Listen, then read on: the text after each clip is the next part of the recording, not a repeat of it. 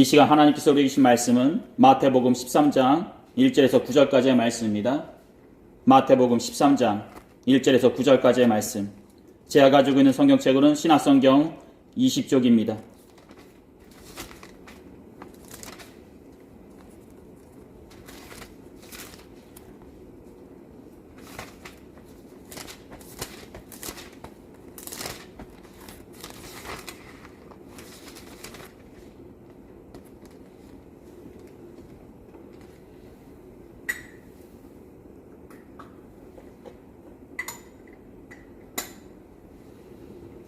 마태복음 13장 1절에서 9절까지의 말씀.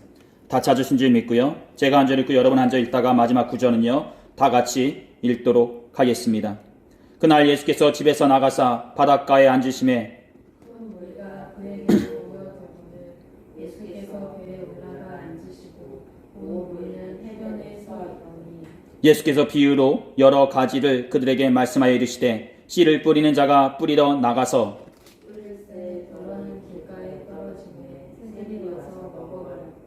더러는 흙이 얇은 돌밭에 떨어짐에 흙이 깊지 아니하므로 곧 싹이 나오나 해가 돋은 후에 타서 뿌리가 없으므로 말랐고 더러는 가시떨기 위에 떨어짐에 가시가 자라서 기운을 막았고 더러는 좋은 땅에 떨어짐에 어떤 것은 100배 어떤 것은 60배 어떤 것은 30배의 열실을 하였느니라.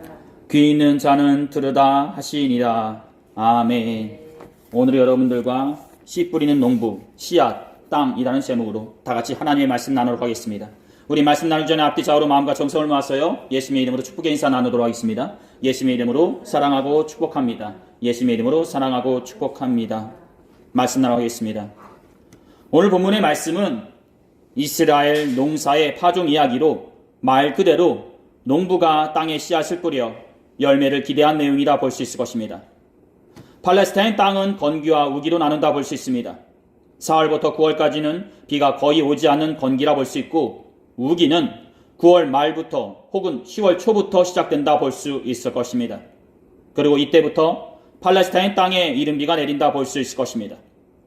우리나라에서는 이른비라 하면 봄비가 생각나시겠지만 이스라엘에서는 가을에 내리는 비가 이른비라 볼 수 있을 것입니다. 그리고 봄에 내리는 비가 늦은 비라 볼 수 있을 것입니다.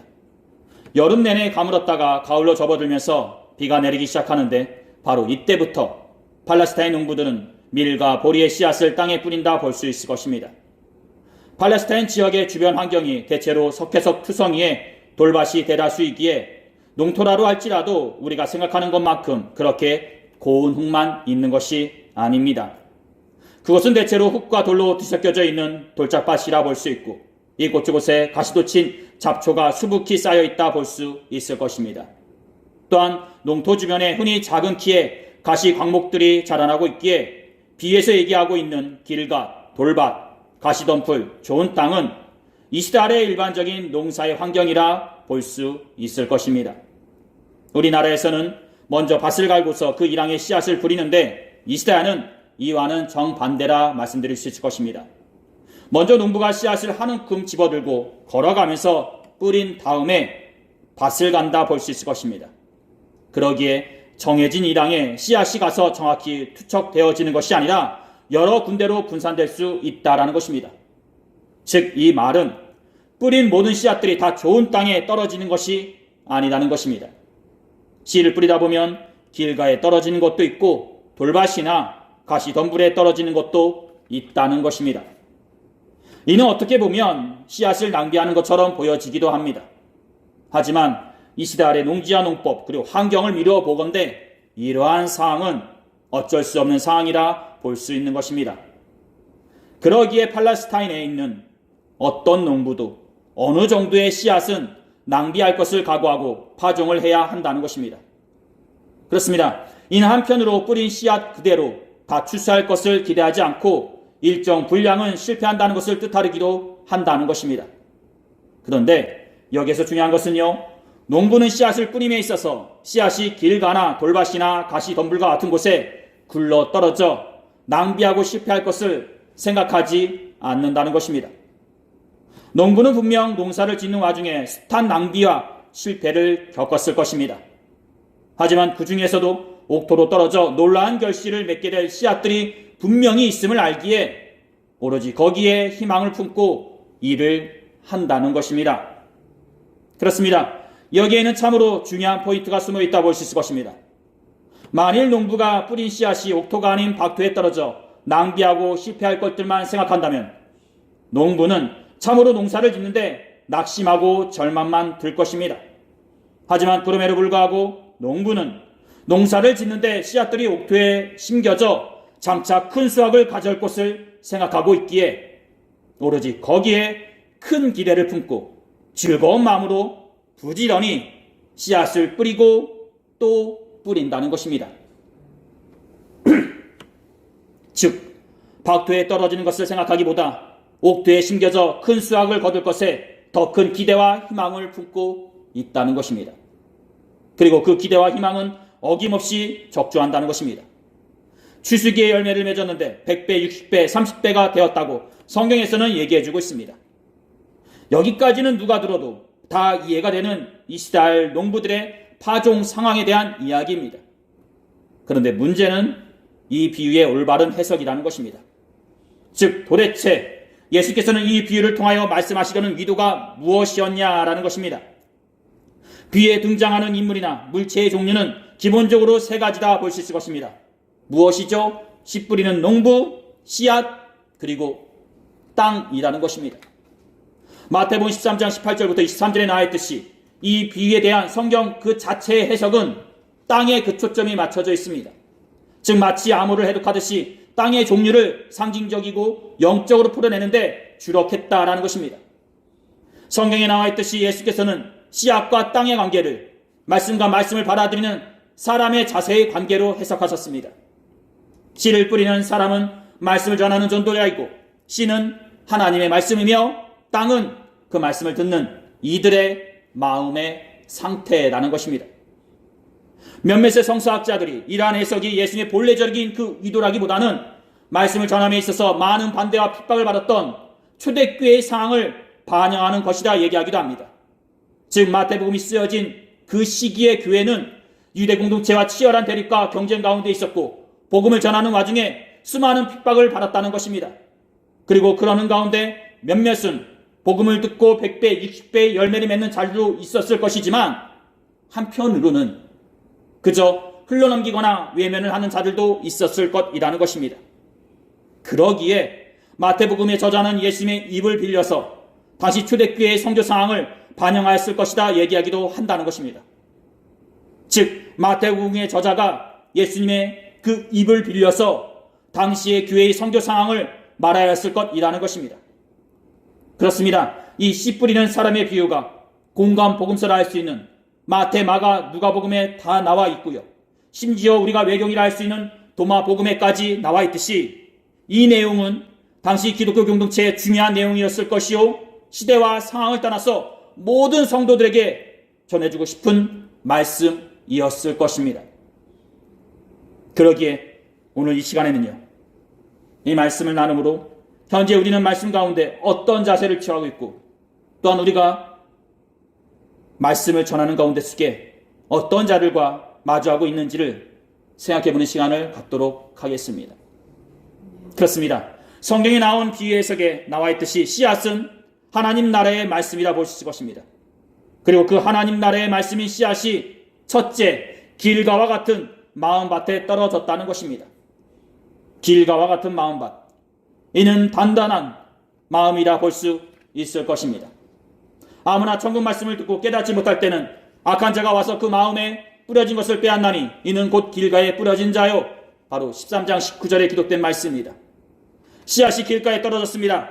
하지만 13장 4절에 나와 있듯이 새들이 와서 그 길가에 떨어진 씨앗을 쪼아 먹었다는 것입니다. 새들은 악한 자들을 말해줍니다. 이는 하나님의 말씀을 듣기는 들어도 건성으로 듣는다는 것을 말해준다는 것입니다. 즉 말씀에 귀를 기울이지 않고 다른 생각을, 다른 것을 바라보고 있다는 것입니다. 다른 것을 생각하고 있으니 말씀이 말씀으로 들리지 않고 윙윙거리는 소리만 들릴 뿐인 것입니다. 말씀이 귀에서만 맴돌 뿐 그 이상 마음을 뚫고 들어가지는 못한다는 것입니다. 그래서 결실은커녕 싹도 트기 전에 복음의 씨앗을 모조리 잃게 된다는 것입니다. 한 성도분이 계셨습니다. 하루는 그분이 섬기는 교회 담임 목사님이 다른 곳으로 가시게 되었고 그 교회 새로운 목사님이 오시게 되었습니다.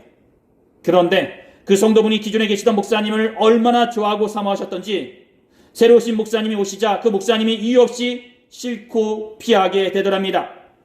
그런데 심각한 것은요, 그것이 아니라 그 목사님이 싫어지니까 예배 시간에 선포되는 말씀까지 귀에 거슬리게 되더랍니다. 그 목사님의 생김새부터 습관까지 하나하나 투집만 잡게 되었고 나중에는 예배에 대한 마음까지 멀어지더랍니다. 그리고 당연히 교회하고도 조금씩 멀어지게 되었고 나중에는 교회를 떠나서 세상 가운데 사람들처럼 그렇게 생활하시는 것이었습니다. 그렇습니다. 제가 전도를 나가서 상담하는 가운데 속에 맞이한 분의 한 이야기라 말씀드릴 수 있을 것입니다.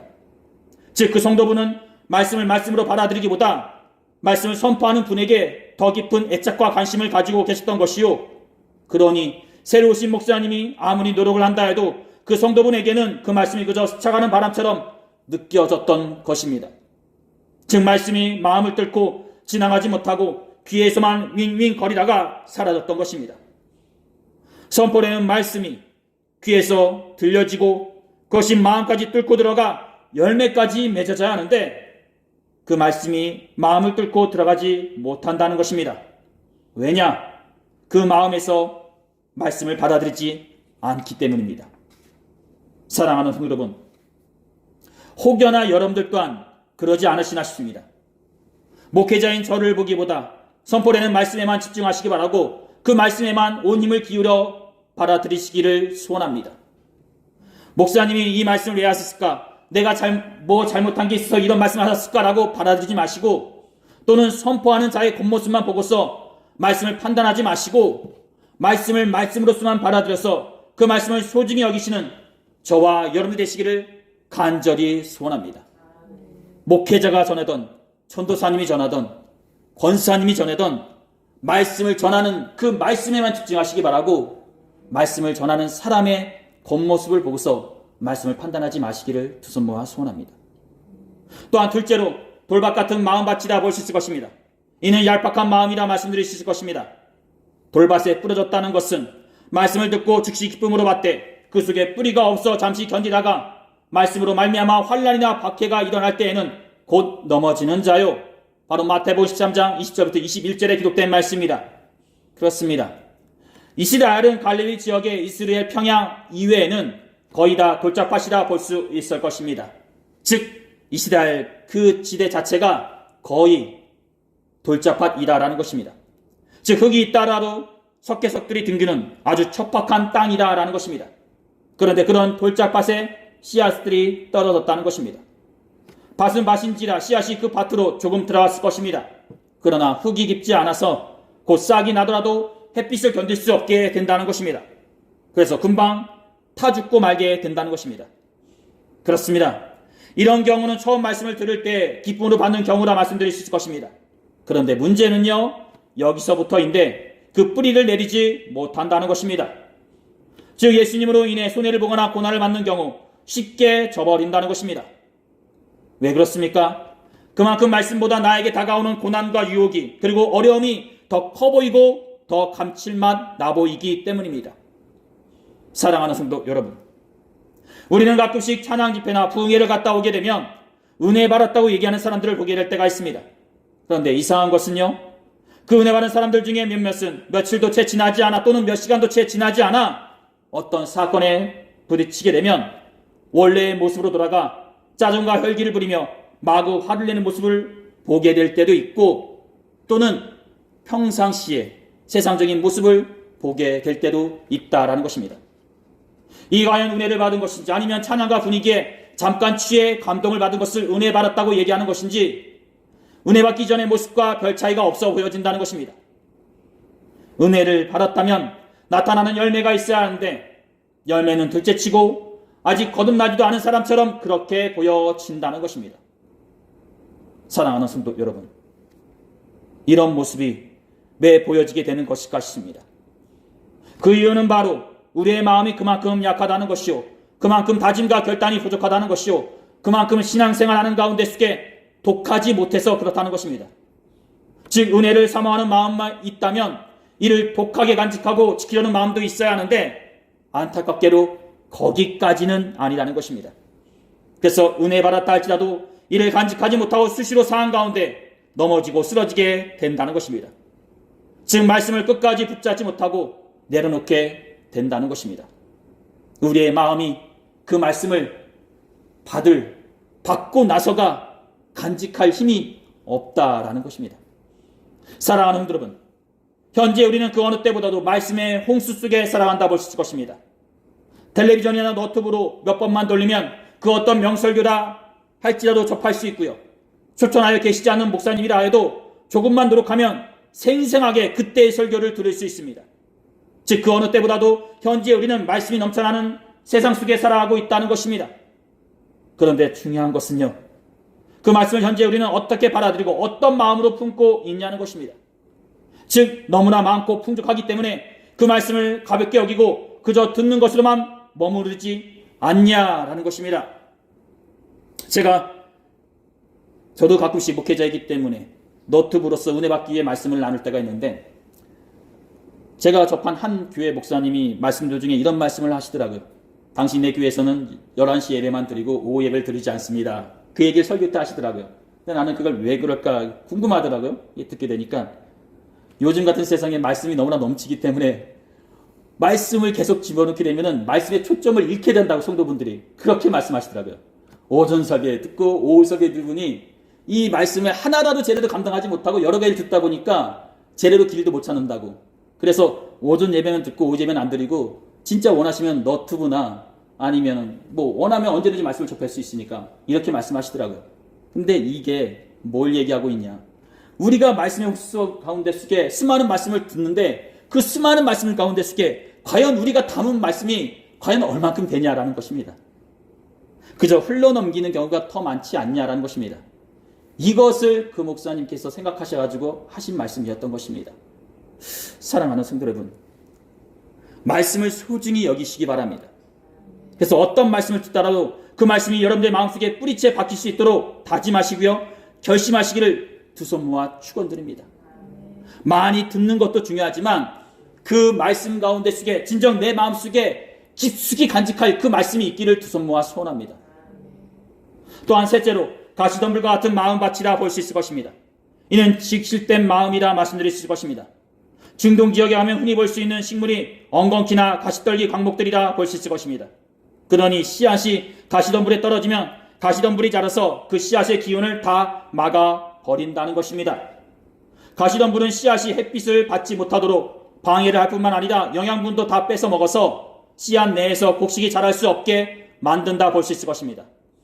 22절에 가시떨기에 뿌려졌다는 것은 말씀을 듣으나 세상의 염려와 재물의 유혹에 말씀이 막혀 결실하지 못하는 자요라는 말씀처럼 이는 말씀은 잘 들었으나 여전히 세상의 염려와 재물의 유혹을 이기지 못한다는 뜻인 것입니다. 즉 가시가 곡식을 자라지 못하도록 짓누는 것처럼 세상의 염려와 욕심과 유혹을 견디지 못해 주저앉고 만다라는 것입니다. 그리고 그런 사람을 말해준다라는 것입니다. 어떤 사람이 있었습니다. 그는 신앙생활도 잘하고 주위 사람들에게 인정도 많아 항상 어디에서든지 본이 되는 사람이었습니다. 그런데 그런 그가 어느 날부터 회사 월급날만 되면 고심하는 것이었습니다. 왜냐하면 월급에서 11조를 떼는 것을 1년치 계산해보니 어마어마한 금액으로 보여졌던 것입니다. 그래서 그는 월급날만 되면 일이 있다고 해서 어리던가 피하던가 아니면 하나님한테 이런 기도를 드리게 된다는 것입니다. 하나님 아버지, 이번 월급으로 무엇을 해야 하기 때문에 11조를 못 냅니다. 하나님 이해해 주세요. 그러니 마음 편하게 11조 낼 수 있도록요, 제가 이런 시험을 당하지 않도록 축복이나 많이 부어주세요 라고 말이죠. 사랑하는 여러분, 죄송한 말씀이지만 이런 분들은 아무리 물질이 많아도 11조를 못 냅니다. 차고 넘쳐도 하나님께 드릴 헌금은 없습니다. 왜냐하면 하나님보다 재물을 더 사랑하기 때문입니다. 그런 분은 아무리 복된 말씀을 들어도 재물에 대한 욕심이 그 말씀을 누르기 때문에 말씀 앞에 항상 울상과 근심만 가질 뿐인 것입니다. 그 옛날 예수님 앞에 섰던 부자 청년처럼 말이죠. 사랑하는 성도 여러분, 여러분들의 마음의 상태를 한번 살펴보시기 바랍니다. 혹여나 여러분들 또한 하나님의 말씀보다 세상의 염려와 근심과 그리고 이렇듯 재물에 대한 욕심 때문에 말씀을 받아들이지 못하고 계시지는 않는지 말이죠. 마지막 넷째로 옥토와 같은 마음밭이라 볼 수 있을 것입니다. 이른 열린 마음, 부드러운 마음이라 말씀드릴 수 있을 것입니다. 흙이 부드럽고 두터우니 씨앗을 잘 받아들이게 됩니다. 그리고 위에 가로막고 있는 것이 없고 열려 있으니 햇빛과 아래의 수분을 다 흡수하여 충실한 알곡을 만들어내게 됩니다. 좋은 땅에 뿌려졌다는 것은 말씀을 잘 듣고 깨닫는 자니 결실하여 어떤 것은 100배, 어떤 것은 60배, 어떤 것은 30배가 되느니라 하시더라. 그렇습니다. 하나님의 말씀을 잘 들을 뿐만 아니라 잘 깨닫고 삶에 잘 적용하여 그 말씀대로 살려고 노력하는 사람이라 볼 수 있을 것입니다. 그리고 이런 사람은 아주 작은 말씀이라 해도 그 말씀을 귀하게 여겨서 그 말씀대로 살려고 노력한다 볼 수 있을 것입니다. 말씀을 귀하게 여기고 그 말씀대로 살려고 노력했던 여러 신앙의 위인들 중에 한 명을 들자면 우리는 감리교의 창시자인 요한 웨슬리 목사님을 얘기할 수 있을 것입니다. 그분은 수시로 말씀과 함께하였고 눈을 뜬 순간부터 잠을 자는 순간까지 말씀 안에서 살려고 노력하였다 볼 수 있을 것입니다. 그리고 이런 노력과 결심이 나중에는 올드스게이트의 은혜 체험으로 다가오게 된다는 것입니다. 올드스게이트 거리에서 로마서 서문을 듣는 순간 그분은 마음의 뜨거워짐을 느끼게 되었고 이 모습이 나중에는 영국과 전 세계의 복음의 불씨를 지피는 시작점이 되어지게 된다는 것입니다. 그렇습니다. 매 순간 말씀을 소중히 여기고 그 말씀대로 살려고 노력했던 그 마음이 옥토와 같은 마음이었던 것이요. 그 옥토와 같은 마음 가운데 말씀과 함께 하나님의 은혜가 부어지니 지역과 나라를 떠나서 전 세계까지 복음운동을 일으키는 자로서 있게 되었던 것입니다. 사랑하는 성도 여러분, 우리의 마음밭이 옥토와 같다면 어떤 말씀이 주어져도 그 말씀이 우리를 부탁할 것이요 그 말씀이 우리를 복음의 군사로 만들 것입니다. 살아생전 요한 웨슬리 목사님은 감리교가 사라지는 것보다 감리교인들의 가슴이 뜨거워지는 것이 사라지는 게 두려운 일이라 하였는데 현재 우리는 그 뜨거움을 품고 있는 자로서 있나 싶습니다. 즉 감리교인들의 특징이 뜨거움, 마음속에 뜨거움을 소유한 사람들이라 볼 수 있는데 그 뜨거움이 아직도 우리에게 있냐는 것입니다. 즉 매순간 옥토와 같은 마음밭을 가진 자로서 말씀 앞에 서 있냐라는 것입니다. 그래서 그 옥토에 뿌려진 말씀으로 성화의 불을 지피는 자로서 있냐는 것입니다. 사랑하는 여러분, 말씀을 듣기 전에 먼저 나의 마음의 맛을 어떠한지를 먼저 살펴보는 성도분 되시기를 간절히 소원합니다. 우리의 마음밭이 옥토가 되어서 주어진 말씀 가운데 열매를 맺게 하는 성도분들이 되시기를 간절히 축원드립니다. 사랑하는 여러분, 이제 말씀 마치겠습니다. 2000년 전 이 비의 말씀이 선포되었을 때 분명 옥토와 같은 마음밭을 가진 사람만이 있었던 것이 아니었을 것입니다. 현재 이 땅에 있는 교회 여러 성도분들이 계시듯이 그 옛날 예수님이 부활실천하시고 제자들 등에 세워진 각 지역의 교회들에서도 이런 네 분류의 마음밭을 가진 사람들이 있었을 것입니다. 그리고 그 마음밭을 가진 사람들 중에 길가와 돌밭과 가시덤불과 같은 사람들을 생각해서 이런 말씀을 전해 주었을 것입니다. 즉 매순간 선포되는 말씀 가운데 나의 마음밭은 어떠한지 살펴보라는 측면에서 이런 말씀을 전해 주었을 것이라는 것입니다. 매순간 말씀 가운데 임할 때 우리의 마음밭은 어떠한지 살펴보시기 바라고, 또한 우리가 복음을 전할 때에 길가와 돌밭과 가시덤불과 같은 마음을 가진 사람들이 있다는 것을 잊지 마시기 바랍니다.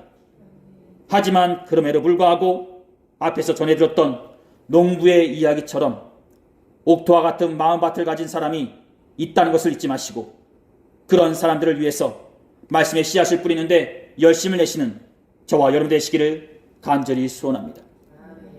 말씀을 준비하면서 밖에 나간 적이 있었습니다. 근데 교회에서 조금 떨어진 곳에서 걷다 보니 감사하게 저희 교회 주보가 떨어져 있더라고요.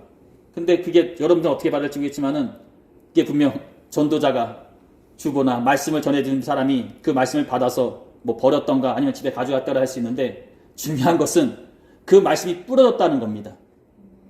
분명 우리는 옥토에 떨어지는 것만 생각할 때가 있는데 아니에요. 이스라엘의 환경이 그랬듯이 우리가 살고 있는 이 환경도 옥토만 있는 게 아닙니다. 길갑과 가시덤불 밭이 더 많은 곳입니다. 하지만 그럼에도 불구하고 농부가 희망을 잃지 않고 씨앗을 뿌렸던 것처럼 전도자로서 그 말씀을 뿌리는데 낙심하거나 상처받지 말으시고 항상 뿌리는 것에 열심하시는 복된 성도들 되시기를 두 손 모아 축원드립니다. 우리가 뿌려지고 나머지 그것이 옥토에 떨어지는 것을 기대하시고요. 그것에 소망을 품고 생활하시기를 두 손 모아 축원드립니다.